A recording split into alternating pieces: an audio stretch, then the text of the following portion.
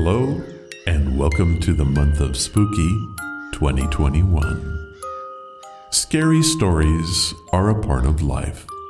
We've been telling them since the dawn of man over campfires, radio broadcasts, television, and these days, social media. They remind us of our own mortality, get our adrenaline going, and send chills through our bodies that, well, we just can't explain. During this month, you can expect the unexpected, hear the unbelievable, and witness stories that will stretch your imagination. Why? Because that is what we do here at Ron's Amazing Stories. So settle in for the spooky and be prepared to be taken away from today.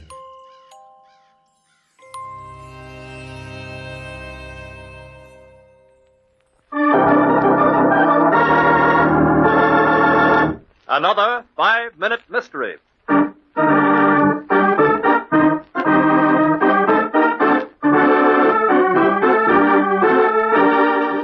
This 5-minute mystery is being brought to you by our second completely original 5-minute mystery. Are you sure it's an original? Of course. I wrote it myself, and it was recorded right here in the RAS studios. You got anyone that can verify that for me? Well, no. But here it is. Last time on the 5-minute mystery we left Ron and the British guy trying to solve the murder of the guy by the pond. Their only clues were the names John and Roy and a missing artifact called Terra Goon. We pick up right after Ron accuses BG of the crime. Well, perhaps we should look into who this John and Roy are. Most prudent Ron. I suggest we investigate the last known location of Terra Goon. Now that is a good idea. From what I know, it was last seen in Supo, China. However, my passport is not current, and I have not been tested for COVID. Once again you have proven that the lights are indeed on, but the residence is uninhabited. Oh yeah? Well, how about this? There's an ancient Chinese artifact shop called John and Roy's Bargain Antiquities on Main Street. How do you know this? Simple logic. Ron points to a billboard not 100 feet from the road. The two head out and jump into BG's classic 1956 Aston Martin and drive to John and Roy's Bargain Antiquities, where you can buy original Chinese pieces at ridiculously low prices.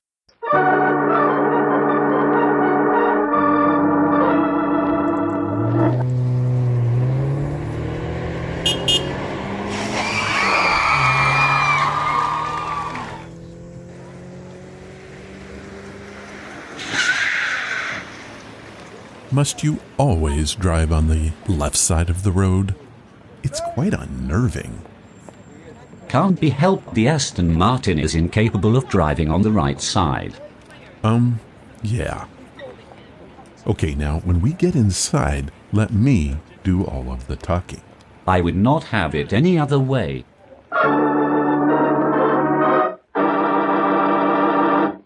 In just a minute, we'll hear. First, a word from our sponsor.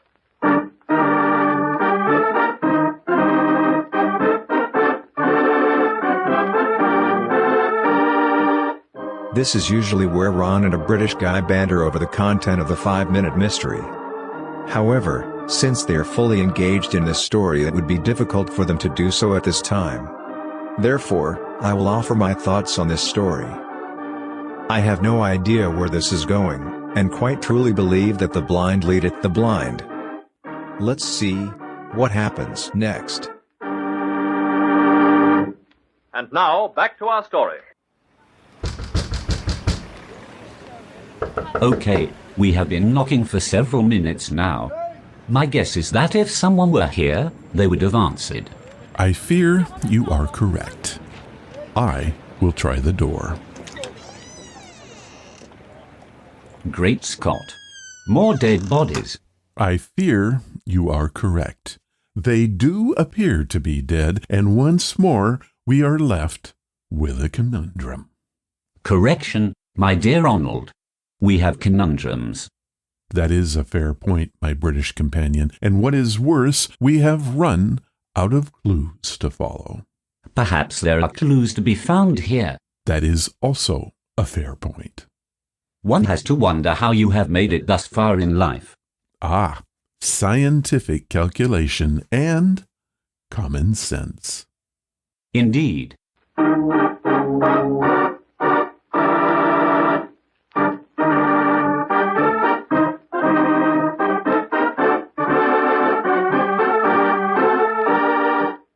At this point, I am forced to say that I wish that these 5-minute mysteries were 10 minutes. We made very little progress, and I might add the content was, well, rather silly. Tune in for the next installment, which could be next week. Don't count on it. Or next month. Either way, thank you for listening. This is your RAS narrator.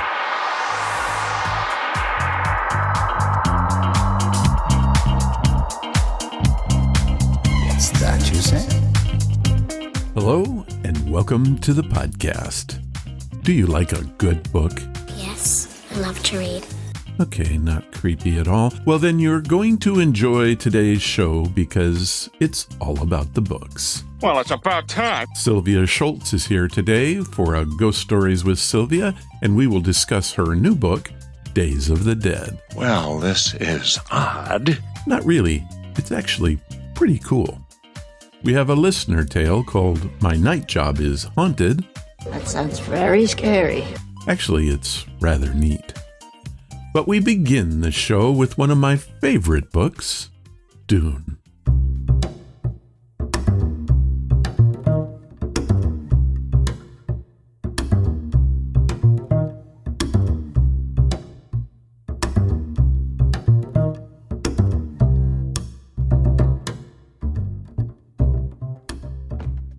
Today's podcast is brought to you by Audible.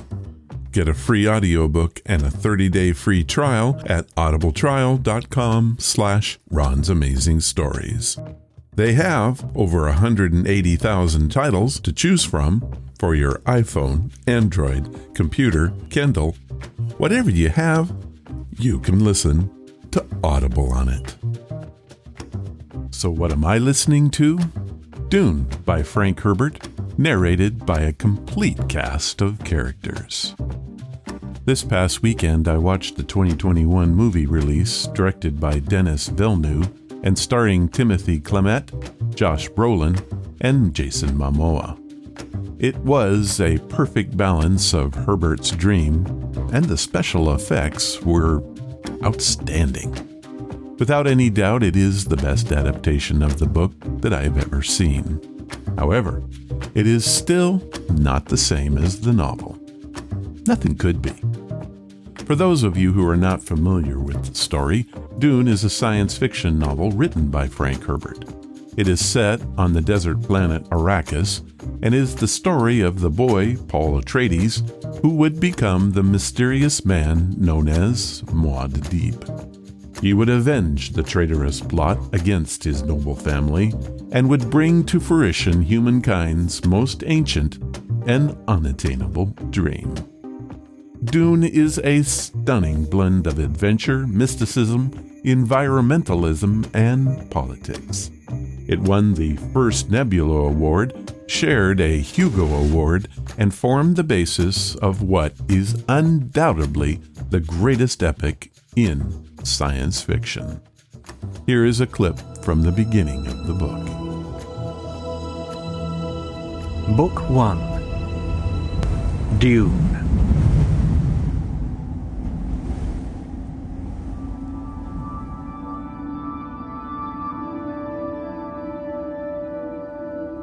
A beginning is the time for taking the most delicate care that the balances are correct.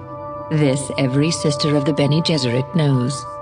To begin your study of the life of Muad'Dib, then, take care that you first place him in his time, born in the 57th year of the Padishah Emperor Shaddam IV. And take the most special care that you locate Muad'Dib in his place, the planet Arrakis. Do not be deceived by the fact that he was born on Caladan and lived his first 15 years there. Arrakis, the planet known as Dune, is forever his place. From Manual of Muad'Dib by the Princess Irulan.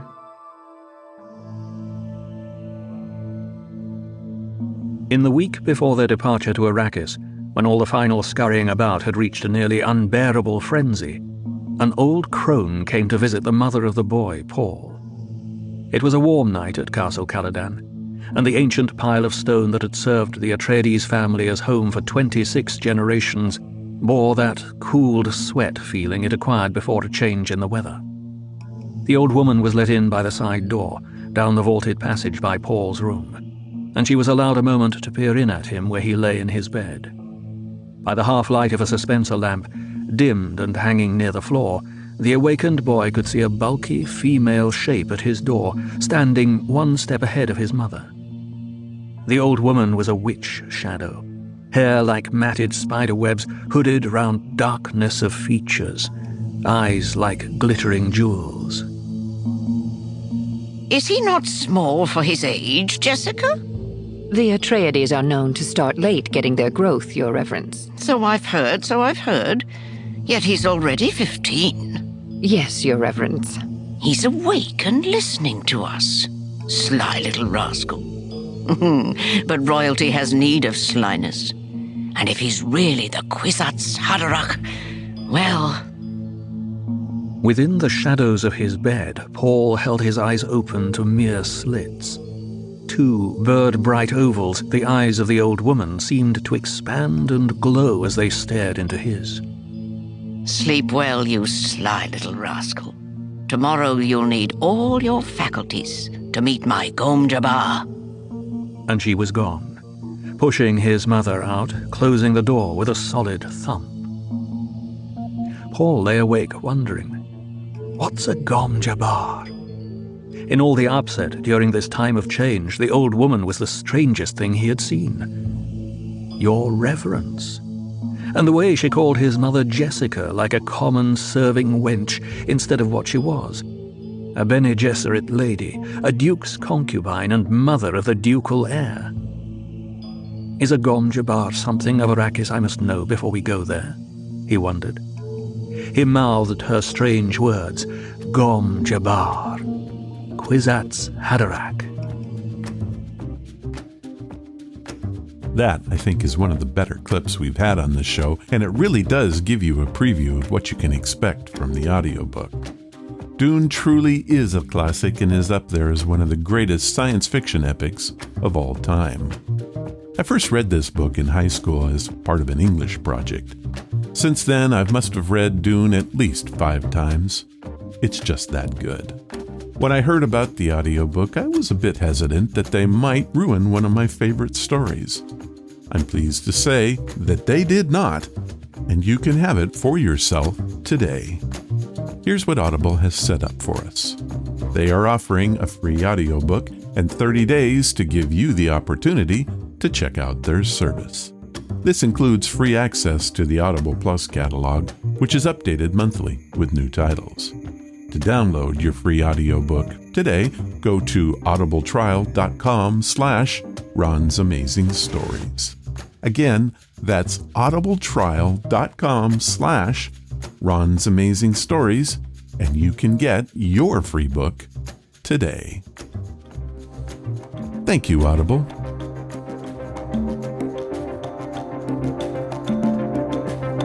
And now, it's time for your stories.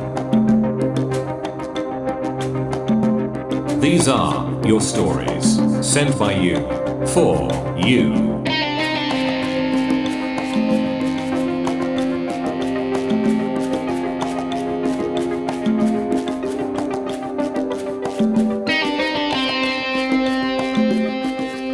We have only one story this week. It comes from Carlton Jacobs, who writes us from somewhere in California.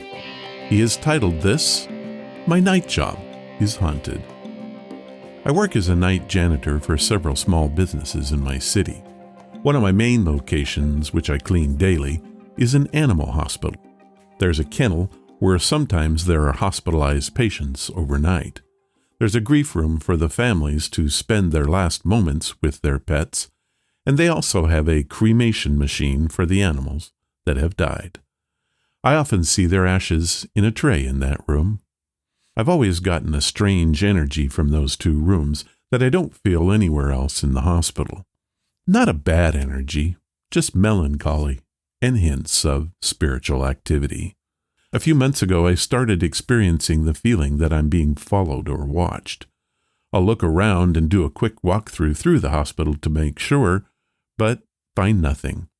Since this started, I've become more aware of my surroundings and keeping an eye out, and sure enough, I see shadows of animals moving about in the corner of my eye. I see a flash of an orange cat's tail, or a slinky-looking cat creeping against the wall. I wear earbuds at work, but I'll still hear barking.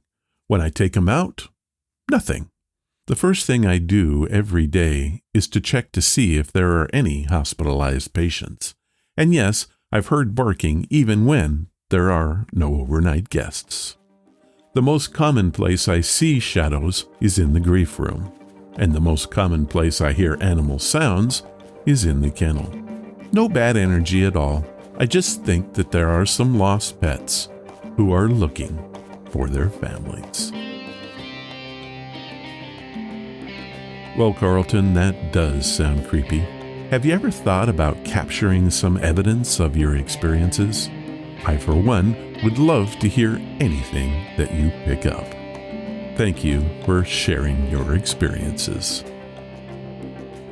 Well, that's it for this time. If you have a story that you would like to share, like Carlton did, head to the main website at ronsamazingstories.com and click on the story submission banner. Leave your story, give it a title, and tell me where you're from. I'll read it if I can.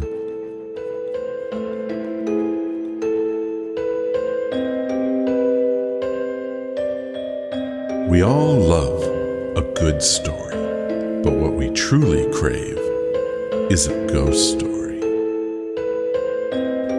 It's time now for Ghost Stories with Sylvia.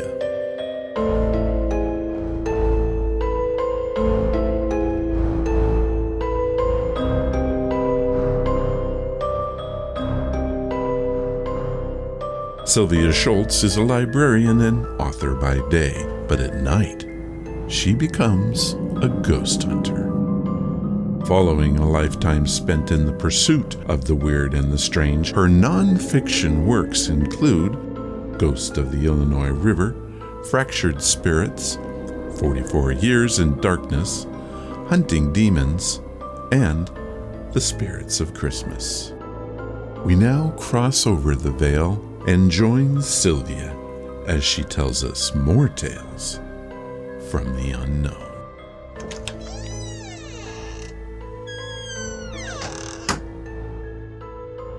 Okay, Sylvia, we're here in the middle of nowhere staring at a house that has to be 100 years old. What's going on? Well, we're here, and I won't ask how you got us here. Cashed in a favor at the TSC. Why are we here? The TSC? Time Space Commission. But again, why are we here? Time Space Commission. Do I even want to know what they do? Not really, unless you want to have your brain scrambled. Sylvia, last time, why are we here?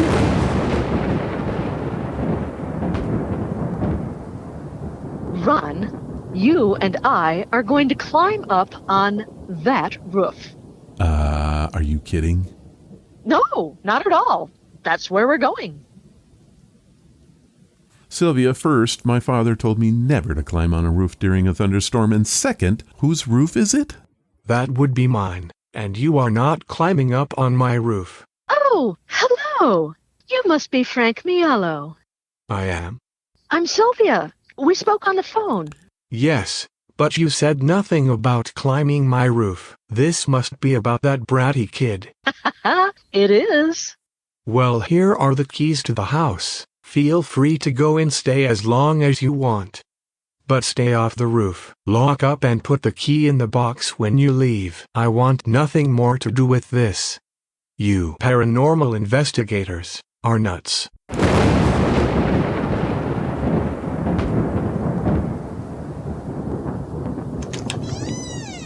Okay, Sylvia, we're inside the house. We're all nice and comfortable. why are we here I know I said before it was the last time, but this time I mean it.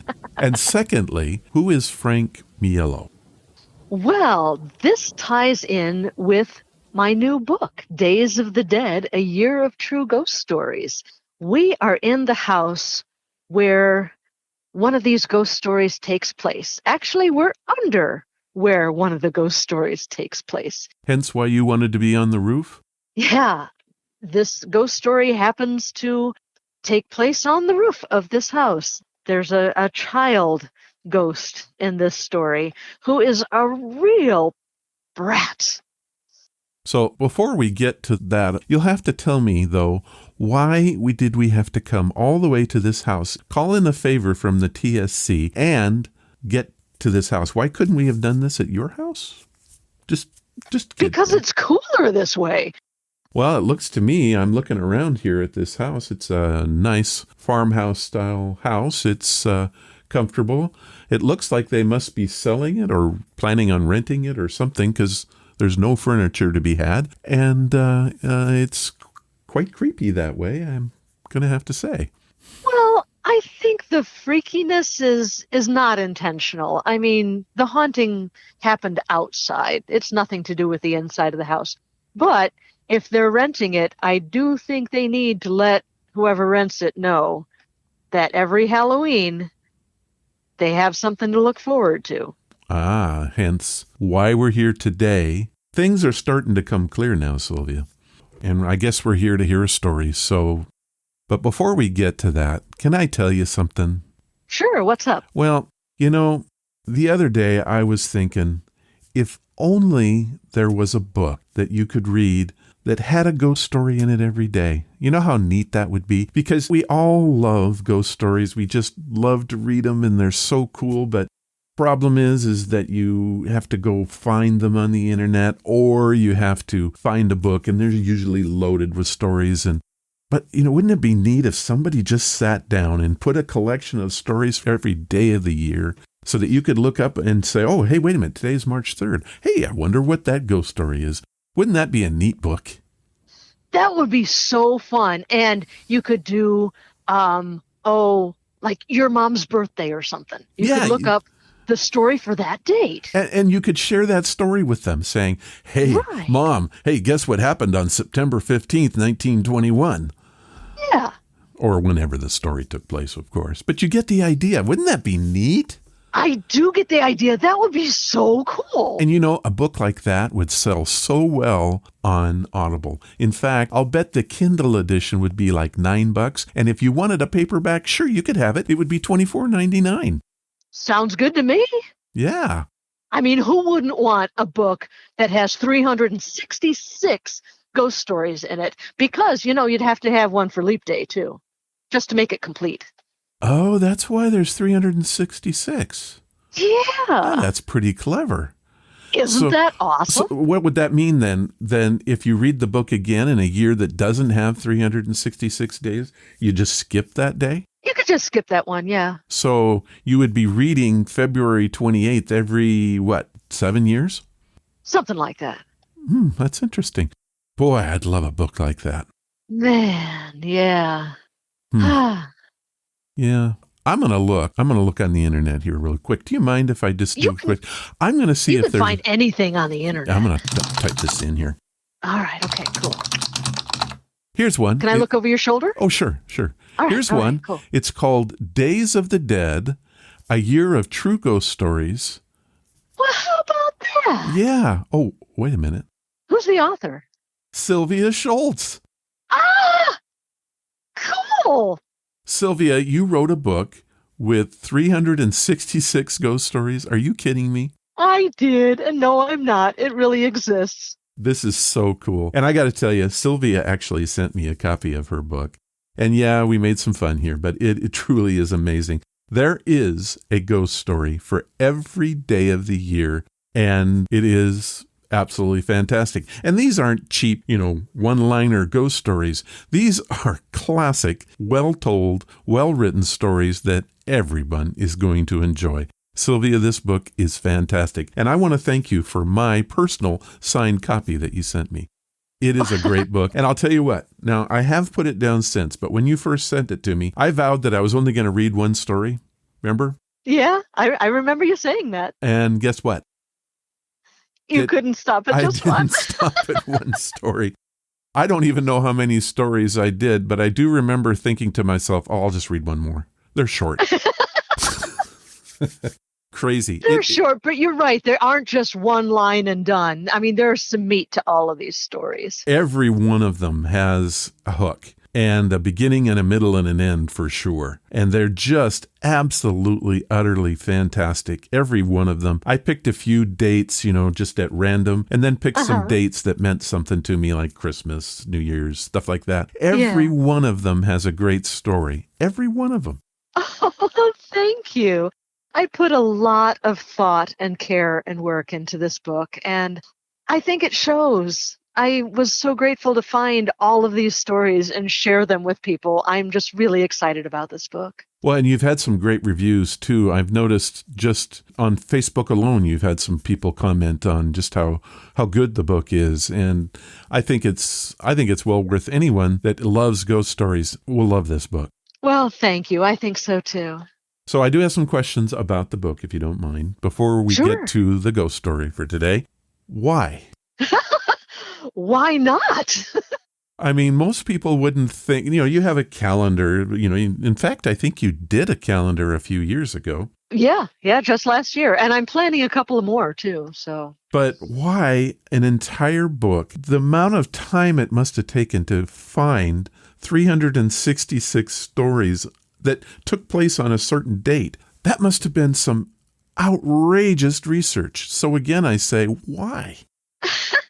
It was a lot of research, but it was fun research. I got to glut myself on ghost stories, and if they happened on a certain date, or especially if they were recurring on a certain date, I had this calendar to hand, and I would write it down and just slowly filled up the calendar. It took me, because I know people are going to be interested in this, it took me 2 years of research and about 14 months of writing to finish this book.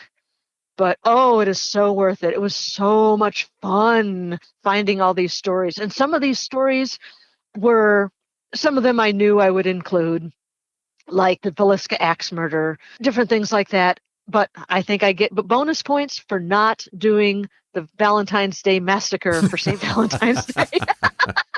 I get bonus points for that. But there were other stories that were new to me. So it was a joy for me to discover new stories, because if they're new to me, they're probably new to my readers. And that's what I want. That's what I bring to people, is new stories. Well, okay. So then my next question would be, take a typical story. Did you go find the story and then rewrite it? How did that process work? Yes, that's exactly what happened. I would find a story, and then I didn't want to just copy it. I mean, that's cheating. And plagiarism. Exactly. Well, yeah, I wanted to stay away from the P word.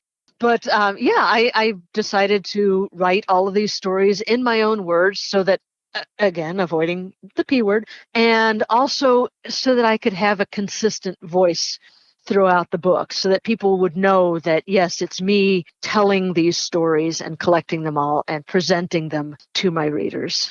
Well, I don't think there's anyone better on the planet to write stories, number one, than you. And number two, they do read so very easily. And that, I think, is key to any book, because if it's poorly written, it doesn't matter how cool what the written material is, it's garbage. I agree. Yeah. But a well-written book is pleasure to read. Yeah, and a book like this, where the key element is these short stories, they have to be written so very well so that you can pack as much information as possible into them. And I would think that would be the challenge. How do you get something into a small space that is interesting? That was a challenge, but it was a challenge that I happily accepted. It was a real pleasure to work on. What kinds of places did you go to find these stories?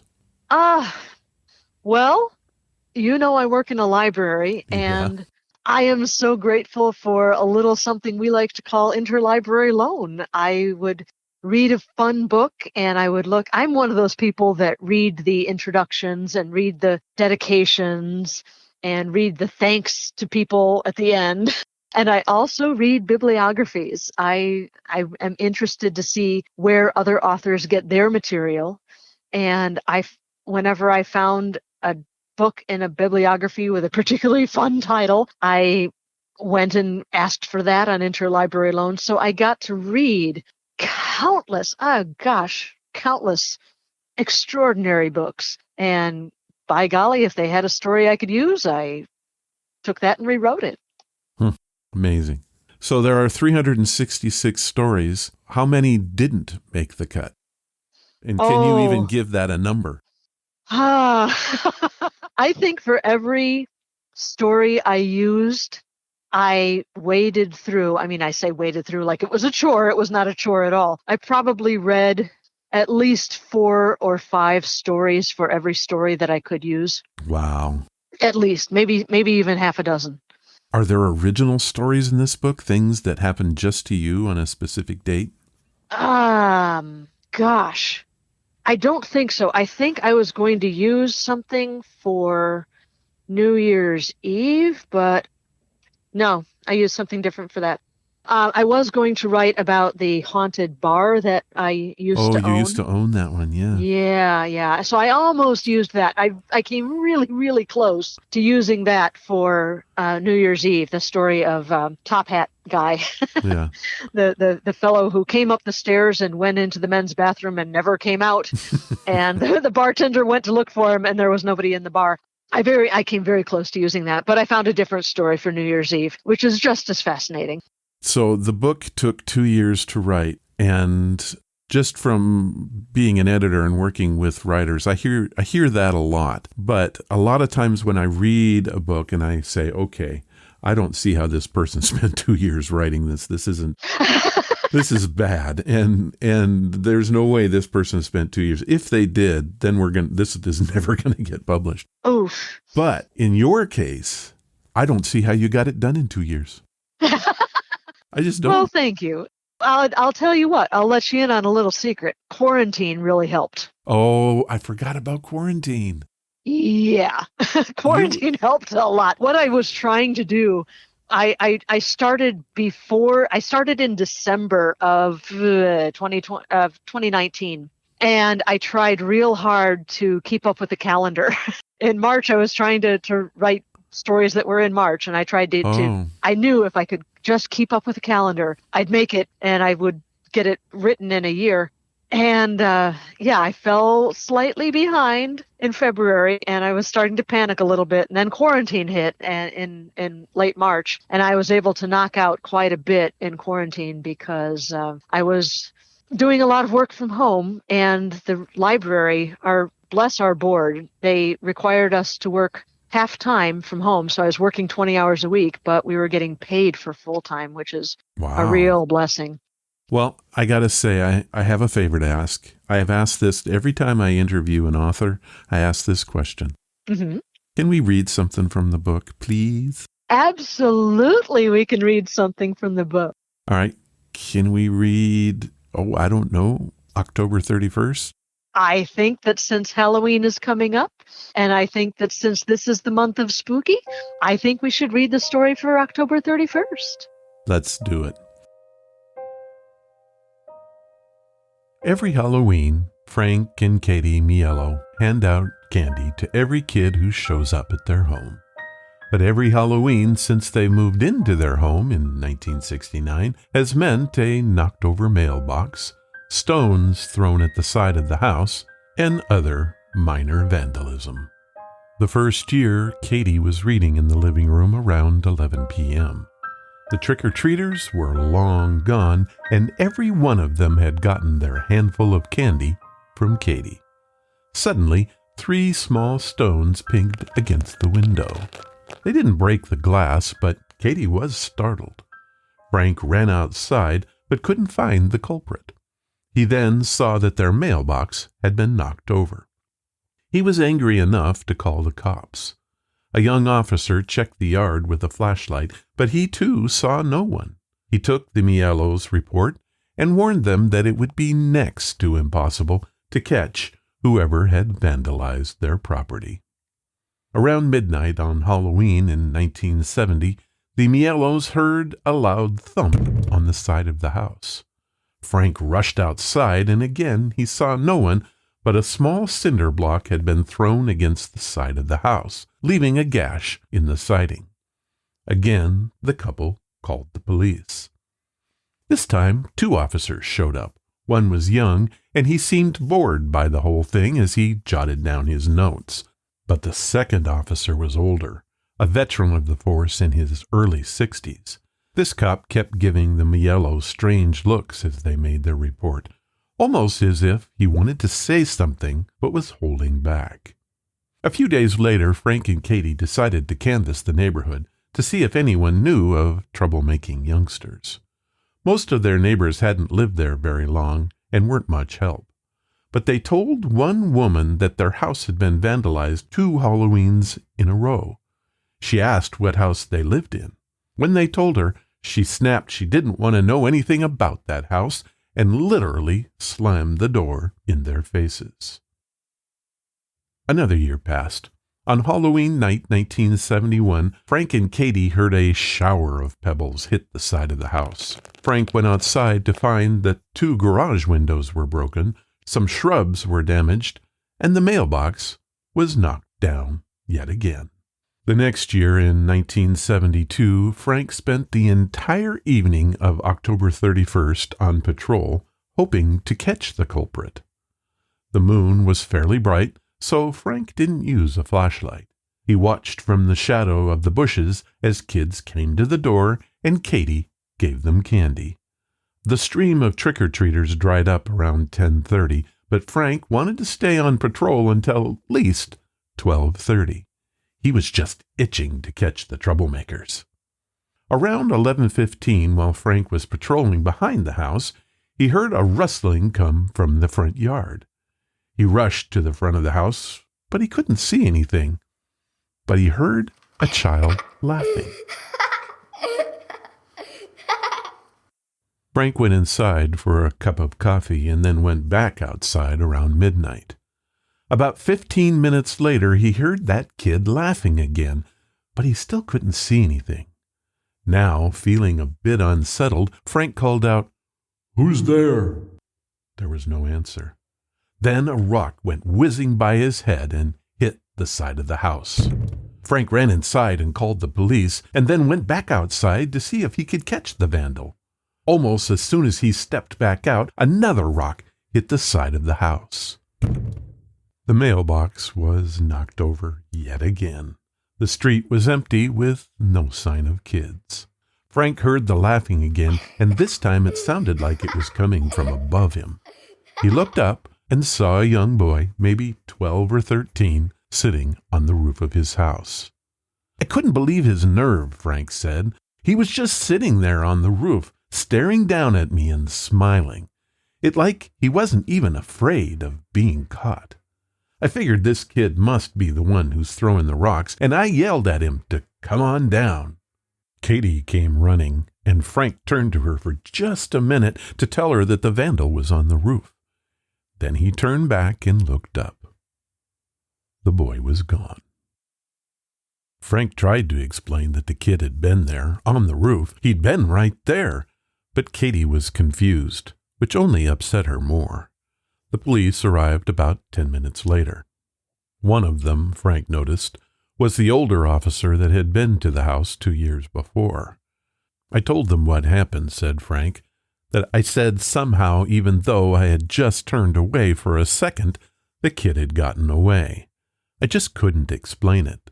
The younger officer smiled and assured me that 12-year-olds in trouble can be the quickest moving things on earth. But the older officer pulled Frank aside, away from Katie and the other cop. He said his name was Officer Bernard, and he gave Frank his phone number. He said that he and Frank needed to talk, but not just then. He asked Frank to call him the next morning. When the officers left, Katie went upstairs to bed. Too jacked up to sleep, Frank watched TV in the living room for a while. At about 2 a.m., the doorbell rang. Frank charged out of the house, ready to confront the prankster. He heard a child's soft laughter from above him. The kid was back on the roof, smiling down at Frank. Then he vanished again. At 9 a.m., Frank called Officer Bernard. The policeman wouldn't go into details over the phone, but he said he'd be at the house within an hour. When he arrived, he didn't waste any time with pleasantries. He looked me square in the face and said that the little boy on the roof was dead. And Frank and Katie sat in stunned silence. Officer Bernard told the couple that he had been called out for vandalism reports for years. Then Frank and Katie learned the tragic story of their house. On Halloween night in 1944, a group of boys were throwing stones at the house. One kid, 12-year-old Howie Kinder, climbed up onto the roof and started pounding on it. The owner, an old man named Wasserman, came out with a shotgun loaded with salt rock and fired. He meant only for the salt to sting, but part of the cartridge hit Howie on the side of the head and killed him. He lay on the roof, dead, until the police arrived. Wasserman was indicted and jailed. The trouble began the very next year. On Halloween 1945, the new owners reported vandalism. The house changed owners several times, and the reports continued. The ghost boy first appeared on the roof, Bernard said, in 1952. He saw the kid himself in 1963.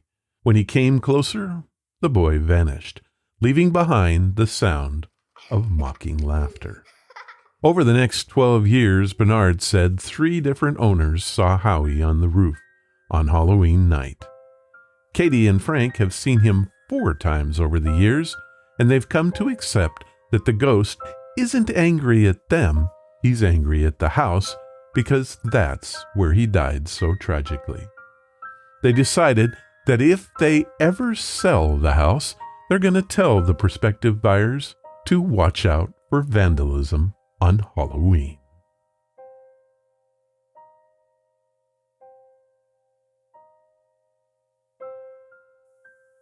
Well, Sylvia, that is an incredible story. Tell us what you can about it, and tell us where you found it. Oh, I think that one came from a collection of New England ghost stories. I can't lay my mind on the title right now, but it is in the bibliography. There is an extensive bibliography at the back of Days of the Dead, which has pretty much most of the places I got these stories from. So if you like them, go and want more. Yeah, and want more. Yeah, check out these books because there's a wealth of magnificent stories out there. All right. Well, let's talk about the story of the bratty kid. We got to talk about it. What a great story. And so many documentable names and places and dates. And this is a great story. This really is. What is your impression of this haunting? Is this an actual haunting or is this a residual type haunting? I think it's definitely, and it's not a residual haunting, it's a recurring haunting, but it's definitely an intelligent haunting because this child knows where he is and knows where he died and knows that it was the person living in the house at the time that was responsible for his death. And that's why he's angry. That's why he takes it out on the house, no matter who's living there. So, yeah, it's definitely an intelligent haunting. I don't know if Frank and Katie Mielo have ever been able to communicate with this child. I mean, the story was written in the late 90s, I believe. So I don't know that they ever actually got to speak and communicate with the kid, or if anyone has done so in the 20 years since the story was written. But yeah, I mean, this is an angry kid, and I don't blame him a bit. But yeah, it's definitely an intelligent haunting. You know, if it were me and I were an actual ghost hunter, this place I would love to find out exactly where it truly is and go there and sit on that roof on Halloween like we were going to do earlier today. Oh, gosh, yes, a recurring haunting. And the ones that are predictable, like that. You don't often find that in paranormal research, but this one, and then there's, oh, I don't remember exactly the date. I think it's somewhere in February, but there's a recurring haunting, a Civil War haunting in Tennessee, I think it is, that it's another reputable thing that happens every single year. It's predictable, and I would love to go there and experience that. Oh, that would be incredible. That would make your eyes open up if you were out there and saw a little kid on the roof laughing down at you and then vanish. Yeah, I would just, any investigator would just give body parts for an experience like that. Yeah. Well, and in the story, it did say that, if they ever plan to sell the house, they are going to tell the prospective buyer to watch out for vandalism. And you do have to wonder if this story was written in the 90s and I think it said that they'd seen the boy at least 4 times. And every year they got to replace their mailbox. It's just amazing to me that this story isn't a bigger deal somewhere. Right. This place was the only place I've ever read that story. And I think that gives it an air of authenticity. Yeah, it hasn't been repeated ad nauseum, and it hasn't been... Yes, to where it's an urban legend. Right, exactly. That's exactly what I was going to say. It hasn't been repeated so many times that the details get blurry. No, and there are some real details. We've got an officer, we've got years, dates going back to 1944 up until the last one was 1972 in the story, I think. Right. That kind of stuff, it's hard to not say, okay, there's something here. There's something to this. Now, I did try to do some research. Okay. As you knew I would. Oh, yes.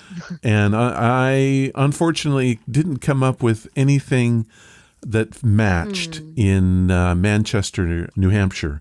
What I did come up with is a boy's name that died, a Howie W. Kinder that died in Hoosac, New Hampshire, but they listed the age at 108, and that doesn't really fit. Yeah, the timing isn't quite right, but we've got the name Howie Kinder. The name fits. And that's an unusual name. It's not something I would say, my last name's Kinder. Howie is the perfect first name. Yeah. It just doesn't roll off the tongue there at all. So I don't think that that's our boy, but, it's odd that Howie W. Kinder, not Howard, but Howie. Yeah, Howie Kinder in New Hampshire. I'm not sure how close Hoosac and Manchester are to each other, if the details got a little mixed up there. I don't know. But I will say this, it is a fascinating story. It's a great story, and I enjoyed reading it. I really did. It was a fun read. Well, thank you. And I hope the listeners enjoyed it as much as I did. Well, Sylvia, I think that it's time we move on a little bit and find out what's going on in the life of Sylvia. Is there anything that you want to tell us that's going on other than you are now promoting your huge book tour that they are selling out venues all across the country? In fact, did I hear that you're doing a spot right there in New York at the Madison Square Garden? That you're completely sold out Madison Square Garden for your next venue? Oh boy, from your mouth to God's ears. Oh yeah, well, I'm on my way. I'm working there. Practice, man, practice. That's how you get to Carnegie Hall. That's right. So what is going on in the life of Sylvia right now? Anything we should know? What is the next Lights Out? What do we have to look forward to? Oh boy, the next Lights Out is going to be super fun. I went to a place that I didn't think was going to be very haunted at all, and it turned out to have quite a bit of activity. We're going to visit the Roth House in Watseka, Illinois. It's the home of what's called the Watseka Wonder, and I will tell you all about that in the next episode of Lights Out, and that should be coming out pretty soon here. I know I've slacked off a bit on Lights Out publishing, but I'm going to start back up again and thrill you and chill you with stories of places I've been. Well, I think it's understandable that you were probably pretty busy getting your brand new book out. So October does tend to be busy in general. Yeah. So I think that we can all understand that that the Lights Out probably has not been the highest in your list of things to get done. No, but I am so looking forward. I have so many new stories to share. The lights out that are going to come up in the next few months are going to be amazing. That's awesome. Well, we also have your blog that comes out weekly. Now, you have been keeping up on your blog. I have, yes. That's something small that I am able to keep up with. It's not a huge production like Lights Out. But yeah, I've got a fun little tidbit for this week's Today I Learned. Pretty interesting, I think. And it brings to mind a picture, an image, if you will, that is humorous. Shall I read it? Sure, go ahead. An ancient Chinese warrior is said to have stunned enemy troops into retreat by juggling 9 balls at once. That is just a delightful mental image, and I had to use that as Today I Learned. Is there any background on that one you can give us, or is that the whole story? That was the whole thing. That was the whole thing. I tell you, I read voraciously and omnivorously, and there are children's books out there that are full of outrageous facts, and that is where I came up with that one. And it was something again like 300 truly outrageous facts for kids or something like that. So yeah, I just collect these little tidbits and put them on my blog for people to enjoy. All right, well, let's examine this a little bit closer. A Chinese warrior juggling 9 balls at once shocked enemy troops into retreating. What were they thinking? This guy is crazy. Or did they think magical? They could have thought magical. Yeah, yes, I would go or with very magical. Dexterous. Yeah. Well, my goodness, if he can juggle that many balls at once, what can he do with a sword? Gracious. And of course, we know the Chinese had explosive. Maybe they were explosive cannonballs. Heavy, I get it. But 9 of those, I might run too.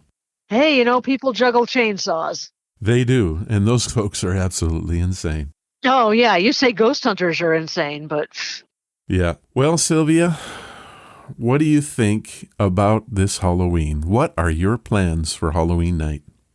I can tell you what I am planning. There is an upcoming Lights Out where I visit a place that is very close to where I live. Mm-hmm. And it has the intriguing name of Satan's Bridge. Oh, my gosh. You're not going to go to Satan's Bridge on Halloween, are you? Yeah. Oh, well, the moon should still be pretty full. It's not going to be completely full, but yeah, it's going to be on the wane, but it's going to still give a whole lot of light. And yeah, so how can I resist a place called Satan's Bridge on Halloween? I ask you. I could, easily. I could easily resist that. Let me ask you this. You're not doing this alone. No. I would not do that alone. No. Who you're going with on this one? That's just silly. There's another ghost hunter and his girlfriend that I'm going to go with. So 3 of you are going to go to a place called Satan's Bridge, yeah, Halloween night, and hang out. Yeah. All right, then. Yeah.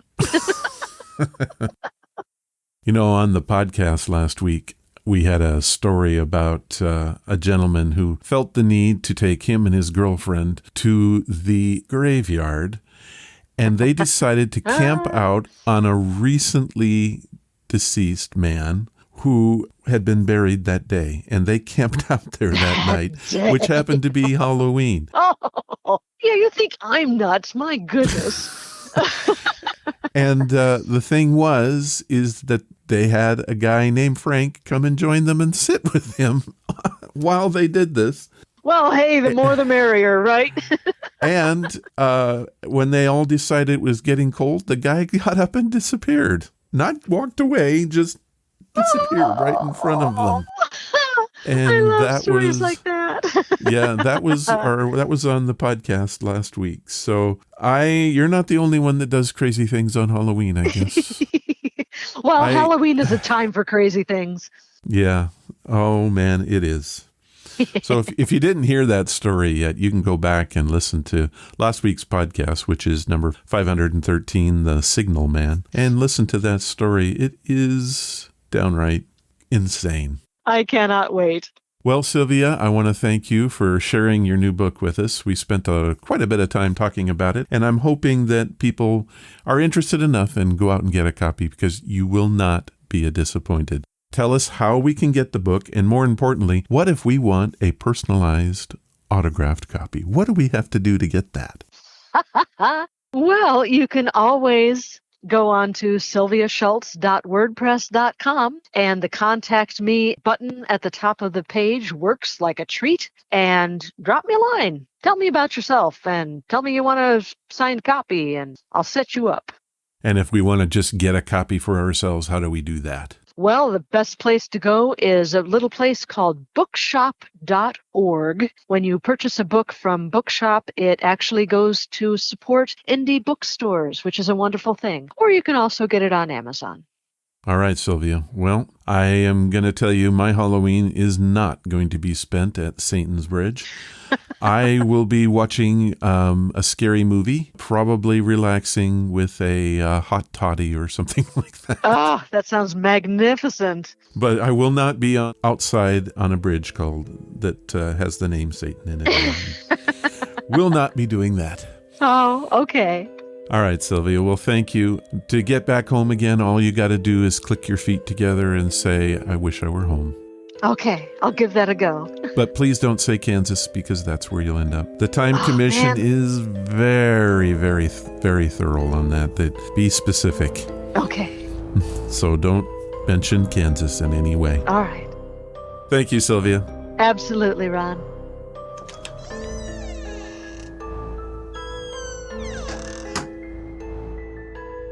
Ghost Stories with Sylvia was brought to you by Gladys Goodies. I always have a great time talking with Sylvia, and I learn all kinds of new stuff. If you want to visit her on her home turf, head to sylviashults.wordpress.com. There you will find her blog and access to the podcast Lights Out.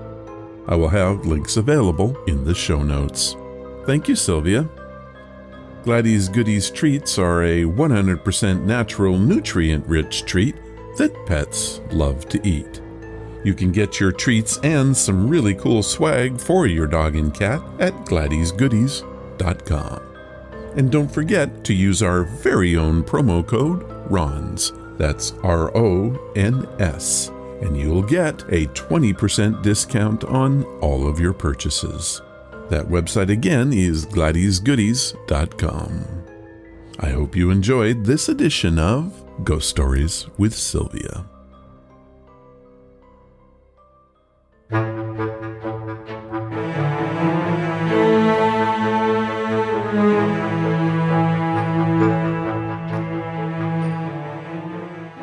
Can you believe it? That was episode number 514, and Carlton Jacobs and Sylvia Shults were the folks that made it happen. Thank you to you both. If you want to follow the podcast or the blog, head to ronsamazingstories.com. There you will find any of the links I mentioned and how to contact us. Do you want to help the show? The best thing you can do is to tell your friends all about it, and please leave reviews or feedback wherever you listen. Clicking that follow or like button makes us grow. Thank you for listening, and I hope you come again to find out what are Ron's Amazing Stories.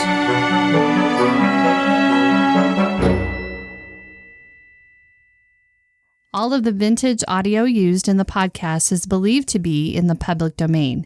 Ron's Amazing Stories does not own the rights to any of the old-time radio used here. If you hold the rights to any of the shows played, please contact us immediately at ronsamazingstories.com.